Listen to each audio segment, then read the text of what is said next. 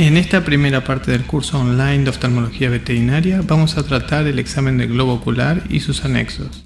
El interés de este curso radica en que el diagnóstico oftalmológico se logra mediante el conocimiento básico, el dominio del instrumental esencial y la observación crítica. El instrumental básico requerido para una consulta oftalmológica consta de una linterna puntiforme, lente de aumento, oftalmoscopio directo y tonómetro de shots, así como el kit para la prueba de shimmer y las tinciones vitales. El instrumental más sofisticado y oneroso, como la lámpara de hendidura, el tonopen y los equipos para estudios complementarios, representan un nivel superior dentro de los métodos de diagnóstico y están más al alcance de los especialistas o de aquellos colegas que tengan un interés particular por la oftalmología. Una linterna nos brinda la iluminación útil para examinar el globo ocular y sus anexos. Recomendamos que a la hora de elegirla, esta tenga buena intensidad lumínica y sea puntiforme, no utilizar multileds. La exploración debe realizarse en oscuridad ambiental y la luz debe utilizarse desde todos los ángulos con el fin de tener una imagen completa del tejido analizado. Una lente de magnificación es útil a la hora de observar el globo ocular y sus anexos. Para esto podemos contar con lupas de dermatología, como se muestra en la figura 1, o lupas quirúrgicas, como las de la figura 2. Este tipo de instrumento aumenta 2 a 5 veces con una distancia focal entre 15 y 25 centímetros. También se puede utilizar el aumento de la lámpara de hendidura o el del otoscopio o del oftalmoscopio directo.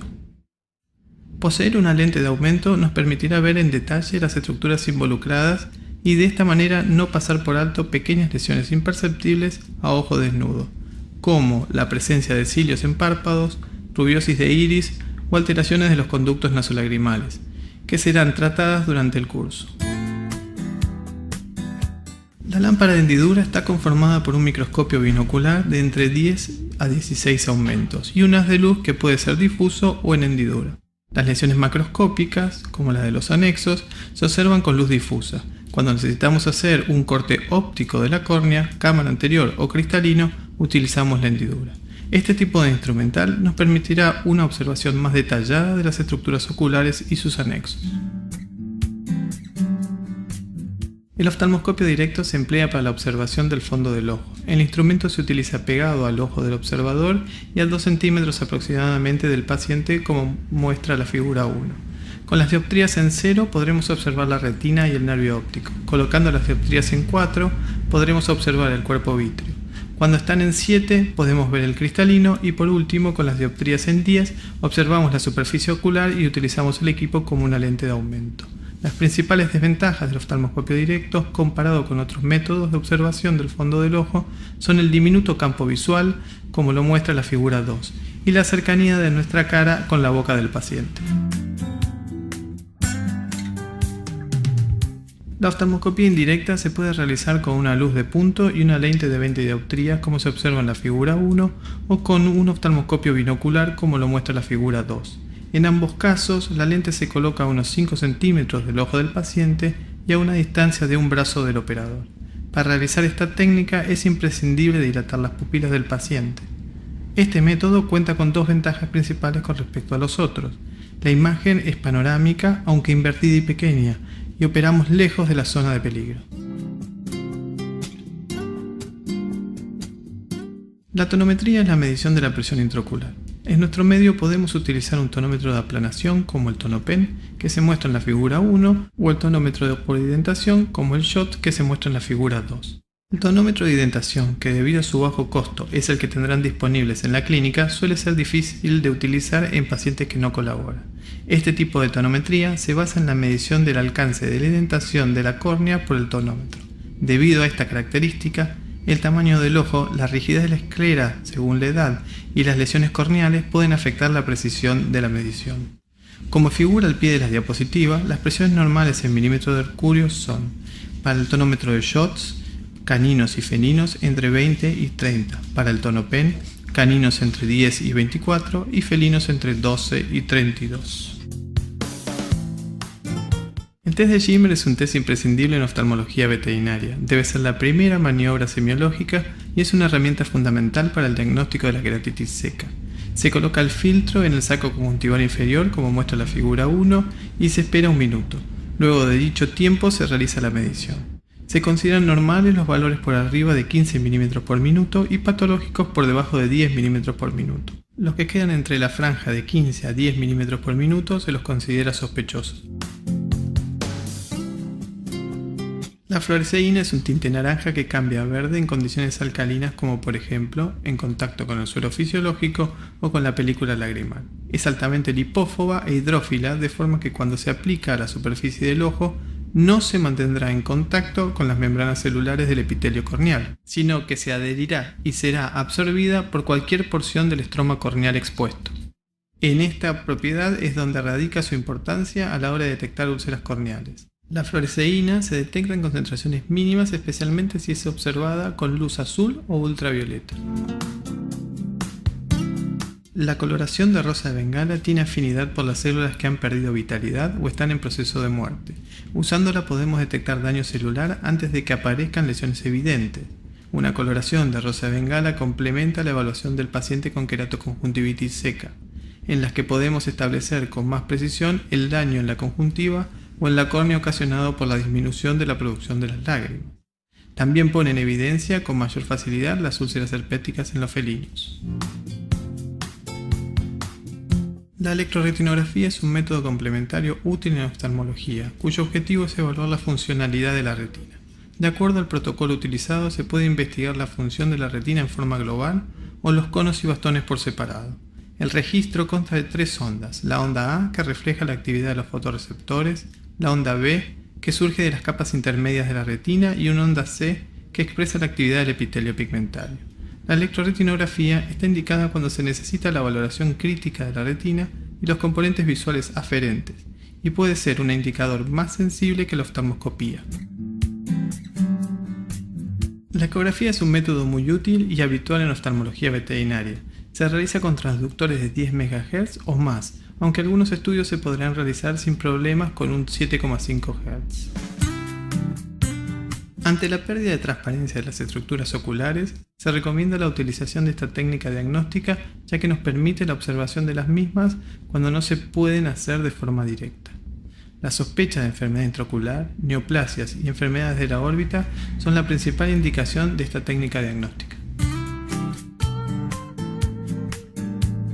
La angiografía fluoresceínica es una técnica de examen que consiste en inyectar en una vena periférica fluoresceína sódica en solución acuosa para ver y fotografiar la fluorescencia que produce el contraste a su paso por los vasos del ojo. La interpretación del angiograma se realiza en base a 2 principios: el tiempo de aparición de cada una de las fases y la distribución e intensidad de la fluorescencia. De esta manera, el análisis del angiograma nos permite considerar 2 tipos de modificaciones o expresiones patológicas: las hipofluorescencias y las hiperfluorescencias, y los tiempos en los cuales aparecen estas modificaciones. Esta técnica está indicada siempre que sospechemos de alteraciones vasculares en la retina.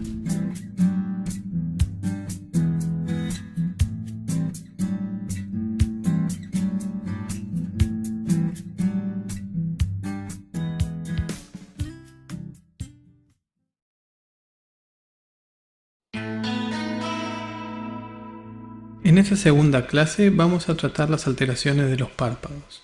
Como vimos en la primera clase, se recomienda observar los párpados en un principio con buena luz ambiental y una lente de aumento, para luego pasar a observarlos con la luz de punto y magnificación. En el examen clínico de los anexos debemos observar el párpado superior, el párpado inferior, la carúncula, el tercer párpado y las pestañas, que a diferencia de lo que ocurre en humanos, solo se encuentran en los párpados superiores. Es importante analizar la posición e integridad de los párpados y la presencia de cilios o tumores. Dentro de las alteraciones congénitas o de nacimiento podemos destacar los colobomas palpebrales. Estos son más comunes en los gatos que en los perros y por lo general se desarrollan en el párpado superior. La resolución del coloboma es quirúrgica. Se recomienda la utilización de epitelizante ocular como lubricante para evitar el daño corneal hasta que el paciente llegue a la cirugía, y luego de la misma agregar una terapia antibiótica combinada con Oftal 3 y cefalexina oral. Dentro de las alteraciones por presencia de cilios podemos nombrar las distiquias, las cilias ectópicas y las triquiasis. Las distiquias, como se muestra en la figura 1, son una o varios pelos que nacen del borde libre. En el caso de las cilias ectópicas, como se muestra en la figura 2, nacen en la conjuntiva palpebral y por lo general en el párpado superior. Suelen ser muy pequeñas y difíciles de observar sin magnificación. Por último, las triquiasis, como se puede ver en la figura 3, son pelos que nacen de lugares anatómicamente normales pero que llegan a tocar la córnea, como puede ser el pliegue nasal o el párpado superior. El tratamiento de estas tres alteraciones es de tipo quirúrgico. En el caso de las distiquias se recomienda la depilación manual, la criocirugía o la electrodepilación. Para las cilias ectópicas, la opción más acertada es la remoción quirúrgica del cilio y su raíz. Para la triquiasis se recomienda la remoción del pliegue o del tejido involucrado. En todos los casos es importante la utilización del epitelizante ocular como lubricante para evitar las lesiones corneales que pueden causar los cilios, y la antibioterápica sistémica u oral preventiva según la técnica quirúrgica.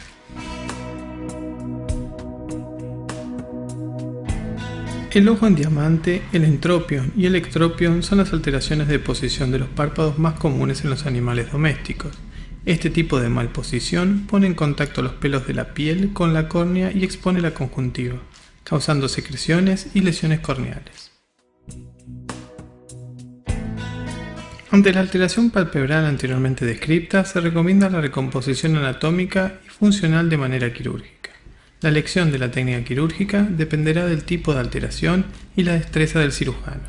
Se recomienda la aplicación de epitelizante ocular como protector y lubricante de la córnea, así como antibiótico terapia preventiva con cefalexina 500 oral.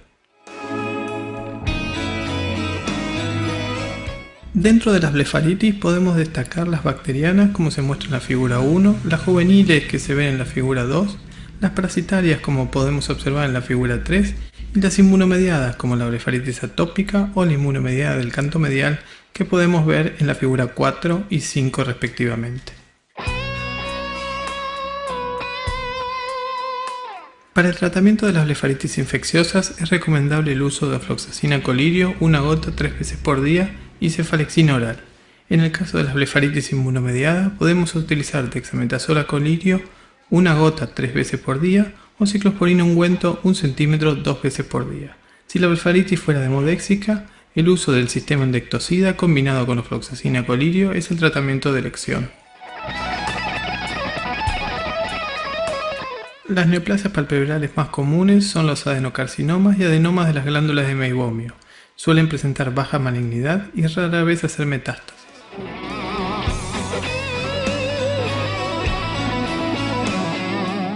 El tratamiento indicado de las neoplasias es la remoción quirúrgica. Se recomienda la plastia en H para las neoplasias que superan un cuarto del borde libre del párpado.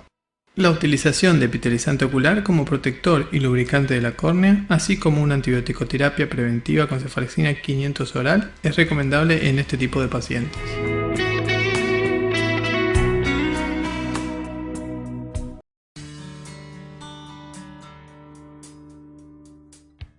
Bienvenidos nuevamente al curso de oftalmología online. Esta es la clase número 3 y vamos a hablar de queratoconjuntivitis seca. La queratoconjuntivitis seca es un proceso inflamatorio de la superficie ocular causado por la reducción en la producción de la fase acuosa de la película lagrimal. Esta puede ser crónica o aguda. Es una patología común en los perros, de rápido y sencillo diagnóstico mediante la prueba de Schimmer. Los valores menores a 10 milímetros por minuto se los considera patológicos. Dentro de las causas más comunes podemos mencionar las de origen neurológico, tóxico, metabólico como la diabetes o el hipotiroidismo, iatrogénico como la extirpación de la glándula del tercer párpado, congénito o inmunomediado, como se detalla en la tabla que puede ver en la diapositiva. Si bien se las considera de etiología variable, las queratitis secas las podemos dividir en dos grandes categorías, las que responden a inmunomoduladores y las de carácter neurológico. Las neurogénicas suelen ser unilaterales y la nariz de ese lado suele estar afectada también. El aspecto clínico es recurrente. En la mayoría de los casos podemos observar secreciones oculares, conjuntivitis difusa, aspecto mate de la córnea, queratitis superficial y pigmentación en la fase crónica. Los casos agudos se destacan por blefarospasmo y úlceras corneales. En los casos crónicos se observa más un disconfort del paciente que un proceso doloroso y una modificación estructural ya definitiva de la córnea. El tratamiento médico debe basarse en buscar la causa primaria en los casos que sea posible, preservar y o estimular la producción lagrimal, disminuir el proceso inflamatorio y mantener el ojo lubricado. Para lograr dichos objetivos podemos utilizar lacrimoestimulantes como la ciclosporina, que actúa inhibiendo la activación de los linfocitos T. La ciclosporina reduce la inflamación de la glándula lagrimal, evitando o retrasando su deterioro, reduce la inflamación corneal y produce a su vez un efecto lacrimomimético característico. La ciclosporina se utiliza en forma tópica y se recomienda su uso en concentraciones que varían desde el 0,5 hasta el 2%. Se utiliza habitualmente cada 12 horas, sin embargo, en casos graves es recomendable su uso cada 8 horas.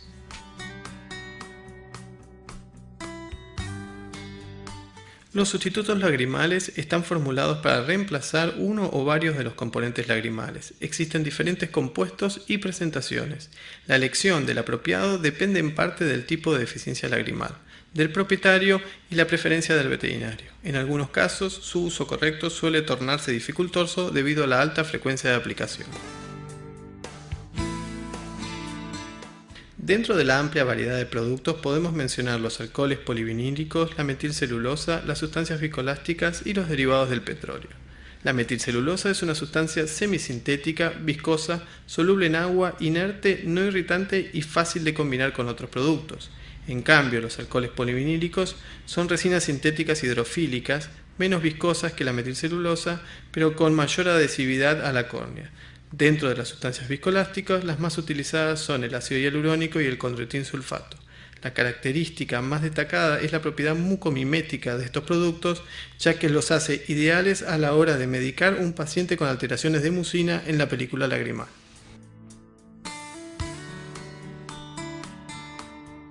Los antibióticos solo están recomendados en pacientes con úlceras corneales o contaminaciones secundarias.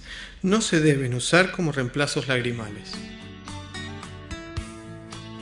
El agente colinérgico más utilizado en oftalmología veterinaria es la pilocarpina. Esta droga está indicada solo en la denervación parasimpática de la glándula lagrimal y solo es eficaz cuando queda un remanente funcional de la misma. Se administra por vía oral a dosis crecientes en la comida. Se recomienda comenzar con una dosis de una gota 2 veces por día de pilocarpina al 2% e ir subiendo la dosis cada 4 días, hasta que aparezcan los síntomas colaterales, que pueden ser arritmias, salivación, vómitos o diarrea, o tenga el efecto deseado. La transposición del conducto parotidio suele ser una alternativa quirúrgica viable. Se realiza en pacientes que no responden al tratamiento médico y que no presentan alteraciones definitivas en la córnea.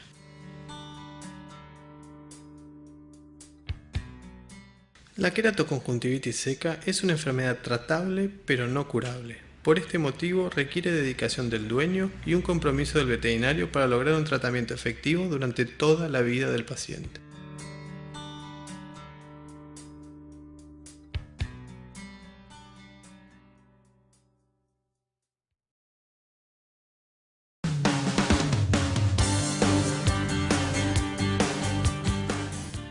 Bienvenidos a la clase número 4 del curso de oftalmología online. En este caso vamos a hablar de queratitis ulcerativa. La córnea consta de 4 capas. La más externa es el epitelio, la capa intermedia se denomina estroma, luego encontramos la membrana de Descemet y por último el endotelio corneal. A la pérdida del epitelio unida o no a más capas corneales la denominamos úlcera de córnea. La misma se puede clasificar según su profundidad en superficiales, estromales o profundas, descementosele y perforadas. Como ya comentamos en el primer capítulo, la fluoresceína es altamente lipófoba e hidrófila, de forma que cuando se aplica a la superficie del ojo no se mantendrá en contacto con las membranas celulares del epitelio corneal, sino que se adherirá y será absorbida por cualquier porción del estroma corneal expuesto. En esta propiedad es donde radica su importancia a la hora de detectar úlceras corneales. La fluoresceína se detecta en concentraciones mínimas, especialmente si es observada con una luz azul o ultravioleta. En las úlceras superficiales, la pérdida del tejido afecta a todo el epitelio y menos de un cuarto del espesor corneal. Las consideramos úlceras superficiales simples si no están asociadas a un proceso infeccioso. El tratamiento de las úlceras simples o superficiales se basa en tres pilares: el uso de antibióticos, el uso de cicloplégicos y el uso de algún coadyuvante. En el caso del uso de antibióticos podemos utilizar la ofloxacina de Holiday, una gota 3 veces por día, o el Oftal 3 también de Holiday, una gota 3 veces por día. En el caso de los cicloplégicos podemos utilizar la atropina, una gota 2 veces por día, y en el caso de los adyuvantes recomendamos el epitelizante ocular de Holiday, una medida 2 veces por día.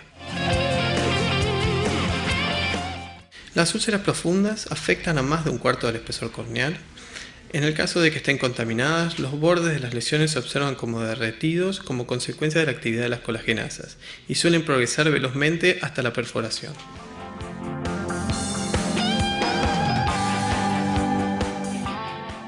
En el caso de las úlceras contaminadas tenemos tres problemas a tratar: los microorganismos, el dolor y las colagenasas.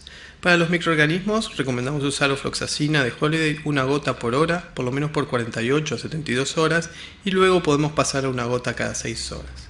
En el caso del dolor se recomienda la atropina, una gota cada 12 horas por 3 días, y en el caso de las colagenasas podemos usar suero, autólogo o heterólogo, una gota 4 veces por día, o EDTA al 1%, una gota 4 a 5 veces por día. Cuando estamos enfrente de una úlcera que no ha resuelto en 48 o 72 horas, debemos pensar que la úlcera es secundaria a otra causa, es decir, que hay algo que sostiene esa úlcera. Como se muestra en la diapositiva, de acuerdo al lugar de la lesión, es la posible causa primaria. Si la lesión es central, tendremos que pensar en síndromes de desecación como el lagoftalmo, la queratitis seca y las alteraciones del parpadeo, entre otras posibilidades.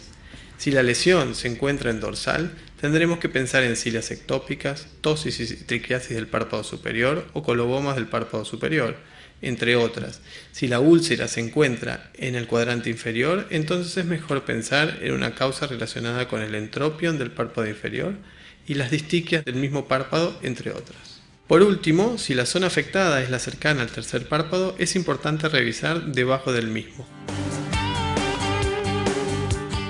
En el caso de las úlceras secundarias, se recomienda en primera medida tratar la causa primaria, tanto sea de forma medicamentosa o quirúrgica, y tratar después la úlcera con Oftal 3 u ofloxacina de Holiday, una gota 3 veces por día, y atropina, una gota 3 veces por día. Las úlceras quirúrgicas o las úlceras de urgencias suelen ser úlceras perforadas o en vías de perforarse, como las que podemos observar en las diapositivas. El tratamiento de las úlceras perforadas y o de urgencia es un tratamiento quirúrgico. Podemos nombrar dentro de los tratamientos quirúrgicos el flap de tercer párpado, los injertos corneales, los recubrimientos tanto pediculados como en puente, así también como los recubrimientos en 180 o en 360. La elección de la técnica quirúrgica va a depender de la destreza del cirujano y el material quirúrgico que nosotros tengamos a mano en el momento.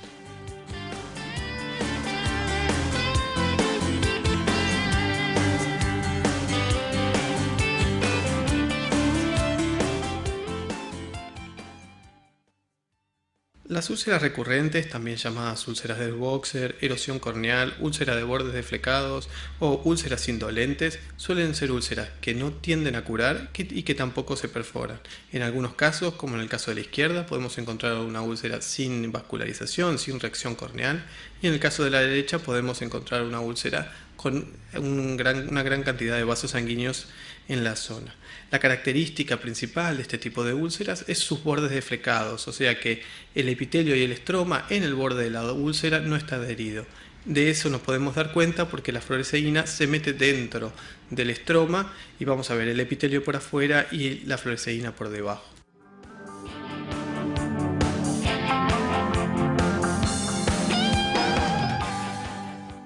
El tratamiento de este tipo de úlceras es bastante específico y consta de diferentes pasos.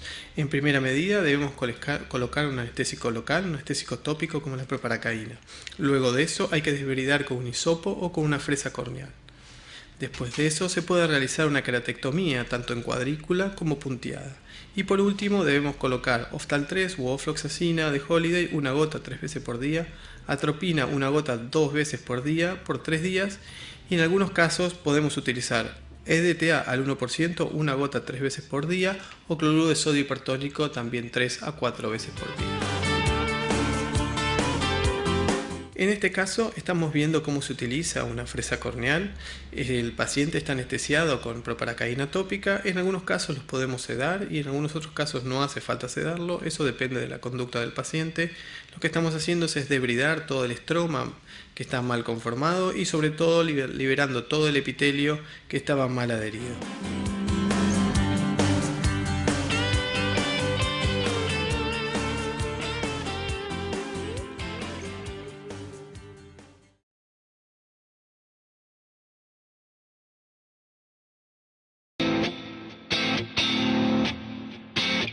Bienvenidos a la clase número 5 del curso online de oftalmología veterinaria. En esta clase vamos a hablar de las alteraciones no ulcerativas de la córnea. La córnea consta de 5 capas: el epitelio poliestratificado no queratinizado, la membrana basal, el estroma, que consta de fibras de colágeno y queratocitos, la membrana de Descemet y el endotelio, una monocapa celular. Los dermoides son islotes de piel que se desarrollan en un sitio anormal. Se presentan desde el nacimiento y por lo general se asientan en la conjuntiva, el limbo y la córnea. El tratamiento consta de una queratectomía superficial. A la queratectomía superficial se la puede acompañar con Oftal 3 u ofloxacina de Holiday una gota 3 veces por día y atropina de Holiday una gota 3 veces por día. La queratitis superficial crónica o panus corneal es una enfermedad inmunomediada de etiología desconocida cuyos factores predisponentes es la luz solar. Se presenta a una edad promedio de 5 años. En la misma podemos observar vascularización corneal, edema y pigmentación. Como se demuestra en las fotos, suele comenzar por la zona lateral de la córnea. El tratamiento suele realizarse con inmunosupresores, corticoides o ciclosporina, tanto subconjuntival como en forma tópica. El secuestro corneal fenino se describe como una placa marrón en córnea de tamaño variable, que puede estar vascularizada o no, y de etiología desconocida. Histológicamente se caracteriza por la presencia de necrosis estromal con presencia de melanina. El tratamiento de elección es la queratectomía. La técnica quirúrgica recomendada en estos pacientes es la transposición córneo-conjuntival, ya que permite la transparencia de la región central. El depósito de lípidos en córnea suele aparecer como manchas blanquecinas, brillantes y por lo general sin dolor asociado. Cuando observamos este tipo de alteraciones, es recomendable la extracción sanguínea para hacer un hemograma completo, bioquímica sanguínea completa y un perfil lipídico que puede constar de lípidos totales, colesterol, HDL, LDL y ácidos grasos libres. Si estos análisis nos dan normales, entonces podremos clasificar como una distrofia lipoide. Si estos análisis nos dan anormales, entonces el paciente puede ser hipotiroideo, puede venir de la dieta, un Cushing, pancreatitis, diabetes mellitus u otro tipo de alteraciones. La lipidosis corneal no está considerada ni una causa de ceguera ni una causa de dolor y no se recomienda su tratamiento médico. Los depósitos de calcio en córnea se presentan como manchas blanquecinas, más opacas que las anteriores y por lo general asociadas a dolor y ulceración corneal. Cuando observamos estas alteraciones es recomendable realizar un hemograma completo, bioquímica sanguínea y una medición de calcio y fósforo en sangre. Estas alteraciones están asociadas con la insuficiencia renal crónica, el hiperparatiroidismo, el hiperadrenocorticismo y la hipervitaminosis D. En estos pacientes hay que tratar la causa primaria y luego se puede tratar la lesión corneal con EDTA disódico al 1%, una queratectomía o una fresa corneal. En el caso de usar una queratectomía o una fresa corneal, es aconsejable asociarlo con un Oftal 3 u ofloxacina de Holiday, una gota 3 veces por día, y atropina de Holiday, una gota 3 veces por día. Las manchas de Florida es una afección de origen desconocido, muy común en el gato y menos común en el perro. Se describen como manchas blanquecinas redondeadas y con un centro más oscuro. Es más frecuente en los climas cálidos y húmedos.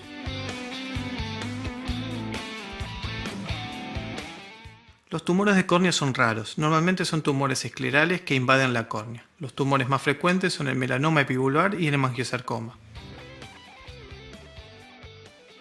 Se recomienda la extracción quirúrgica de los mismos.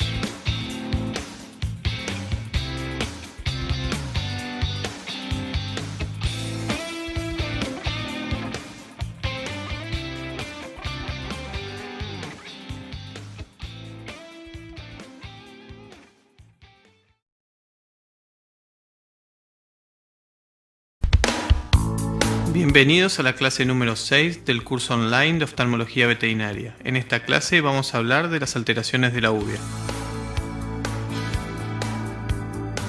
El término uvea viene del aspecto de una uva negra una vez quitada la capa externa o esclerótica del ojo. La uvea es la túnica media del ojo, está formada por el iris, cuerpos ciliares y la coroides. El iris está formado por una capa mesodérmica, estroma, y otra ectodérmica, epitelio. Presenta dos músculos, el dilatador, que depende del simpático, y el constrictor, que depende del parasimpático.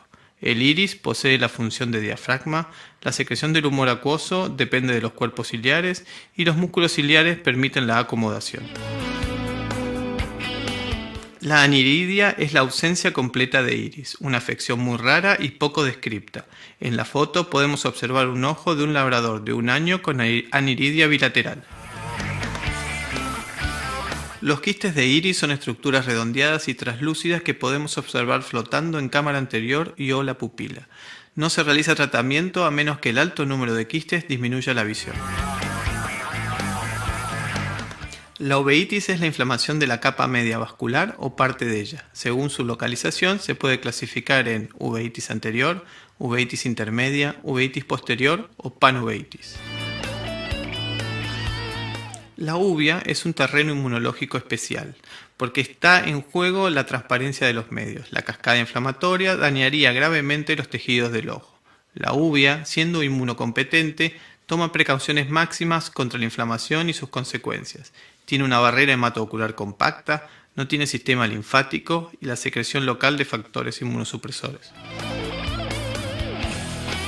Los signos clínicos de la uveitis se caracterizan por la disminución de la presión intraocular, blefarospasmo, fotofobia y miosis. Analizaremos algunos signos clínicos más detalladamente. Debido a la ruptura de la barrera hematocular, se produce la extravasación de las células y proteínas al humor acuoso con la consecuente pérdida de transparencia. Este efecto, denominado Tyndall, es el mismo que ocurre con la entrada de un rayo de luz a un cuarto oscuro, el cual pone en evidencia las partículas de la Tierra en el aire.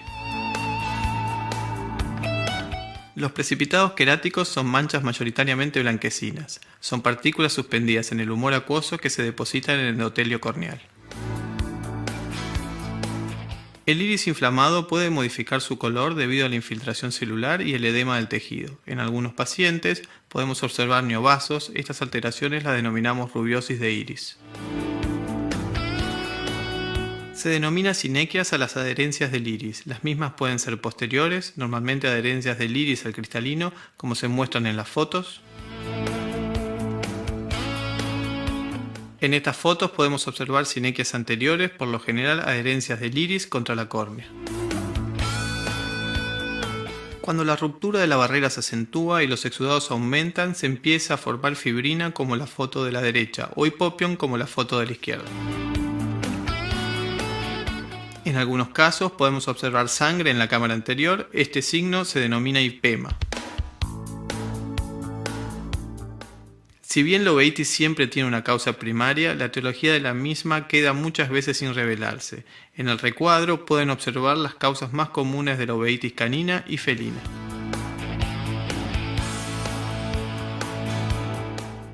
El tratamiento de la uveitis se basa en 3 pilares: tratar la causa primaria, disminuir la inflamación y prevenir las secuelas. Para disminuir la inflamación podemos utilizar corticosteroides tópicos, sistémicos o subconjuntivales como la dexametasona, la triamcinolona o la prednisolona.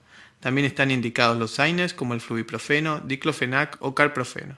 Para evitar el dolor y las secuelas se recomienda el uso de la atropina 2 veces por día. En los caninos, el melanoma es uno de los tumores más observados, seguidos por los linfomas. En el caso de los felinos, los linfomas se observan con mayor frecuencia y en segundo lugar los melanomas.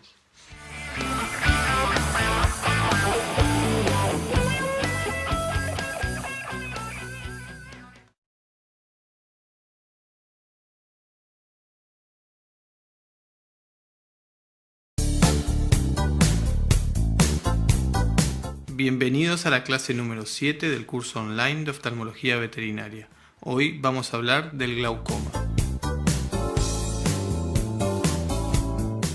La presión intraocular es la resultante de un delicado equilibrio entre la producción del humor acuoso por los cuerpos ciliares y el drenaje del mismo por el ángulo iridocorneal.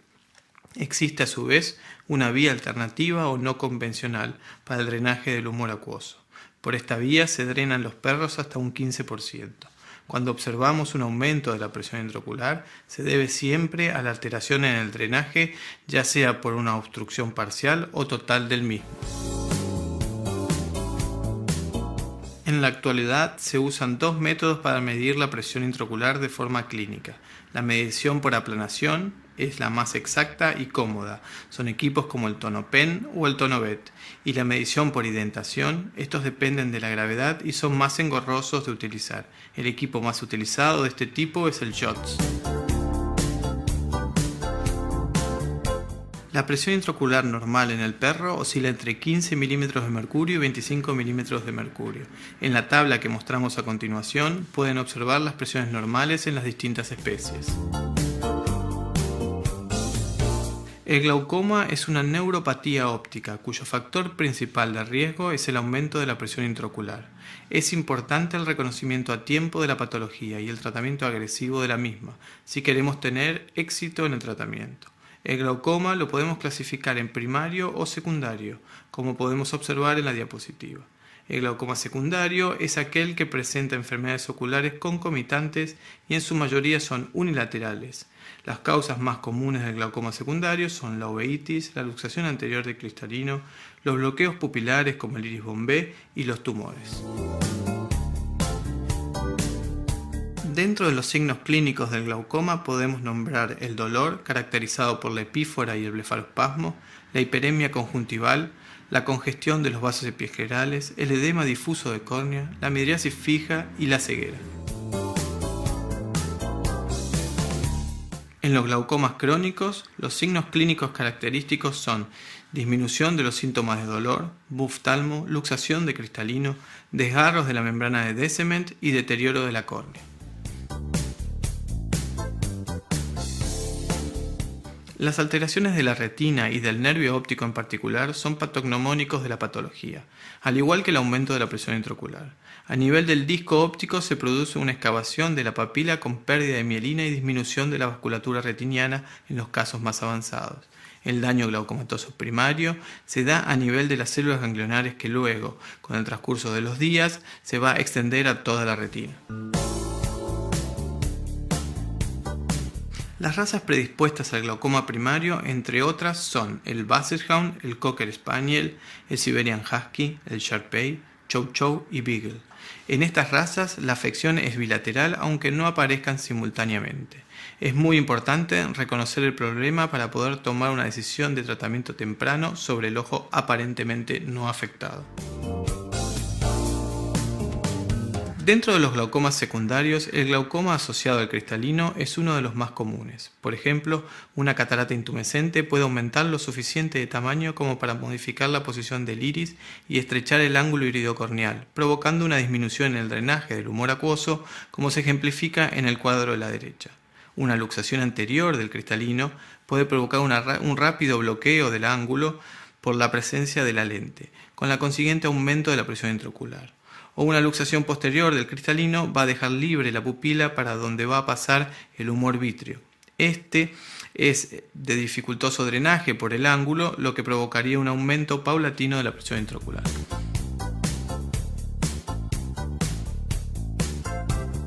El glaucoma afáquico o pseudofáquico es el que se produce luego de una cirugía del lente. La etiología en estos casos es múltiple, pero las dos más frecuentes son la oclusión de la pupila por membranas inflamatorias y el cierre del ángulo por fibrina o sinequias anteriores periféricas.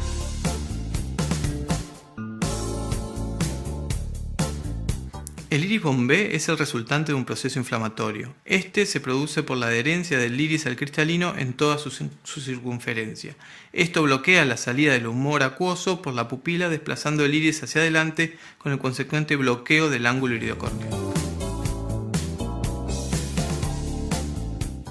Los glaucomas secundarios a neoplasias pueden resultar de la infiltración directa de las células al ángulo iridocorneal o bloqueos de masa directamente.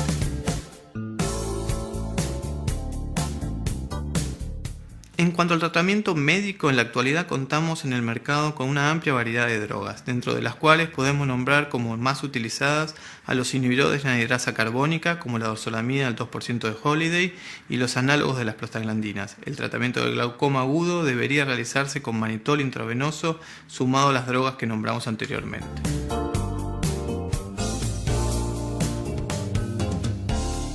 En cuanto al tratamiento quirúrgico, se realizan dos grupos de técnicas quirúrgicas distintas, de acuerdo a la capacidad visual del paciente. Si es un paciente potencialmente visual, se recomienda la ciclodestrucción con láser, la criodestrucción, la utilización de gonioimplantes o una combinación de estas técnicas.